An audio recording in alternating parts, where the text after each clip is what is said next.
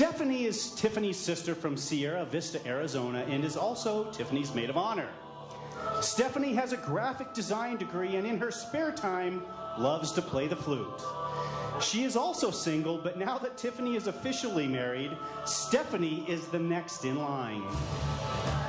However, as Stephanie is also royalty, potential suitors will need to shower her with lots of gold and fast cars if you want to be her prince. Her escort, Philip, sometimes known as Monkey Boy, is a friend from high school and Joshua's best man. Philip aspires to one day rule his own kingdom, or at the very least, rule his own household. However, Philip's wife Marlene doesn't see that happening anytime soon, as she is enjoying the throne. Please welcome Lord and Lady Duke Philip Vaughan of England and Countess Stephanie McFarland of Scotland.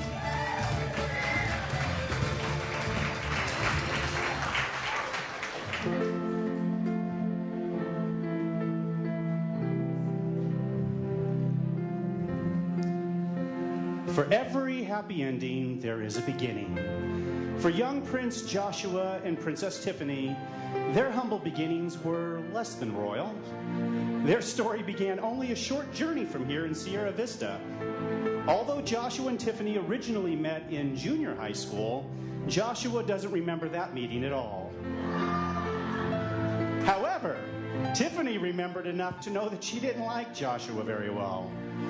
So when Joshua began dating a friend of Tiffany's in high school, she highly encouraged that her friend dump Joshua as quickly as she could. Although they inevitably broke up, it didn't happen for several months. So as a courtesy to her friend, she decided to be cordial and do her best to get along with Josh. However, as time passed, something happened. Tiffany began to feel that maybe Joshua wasn't so bad after all, and in fact, was even kind of cute. Their rather mutual dislike for one another began to fade away and was slowly replaced by an enduring friendship. Their friendship continued to grow for about a year until one night, Tiffany had a dream. Actually, it wasn't just a dream, it was the dream. Tiffany was getting married to her best friend, Joshua. The dream was so startling that it woke her from a sound sleep at nearly 2 a.m. in the morning, and there was no going back to sleep. She wanted to share this vision with Joshua, however, she didn't want him to frighten him into leaving the kingdom or cause him to hide in the dungeon. But feeling rather overwhelmed with this new revelation, she felt compelled to pick up the phone and call Joshua. The conversation began with, "Please don't freak out, but..." Well, after telling Joshua about her dream and after an awkward moment of silence, Tiffany was not expecting Joshua's response. "Oh my gosh, I just had the same dream."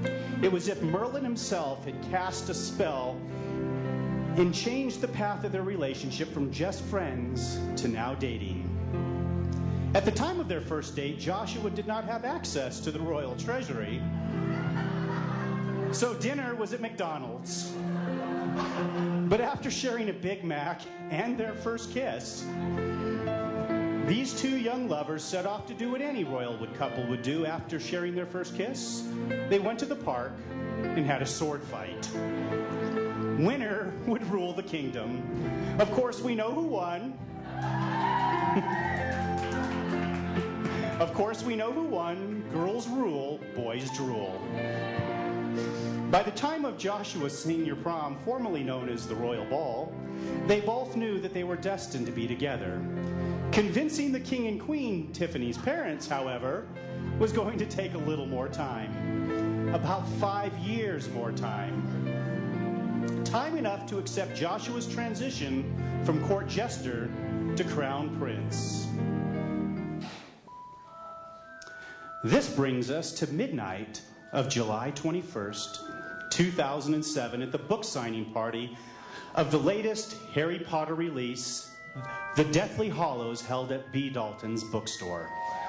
Tiffany was working there at the time and was dressed for the occasion by wearing her Nymphadora Tonks costume.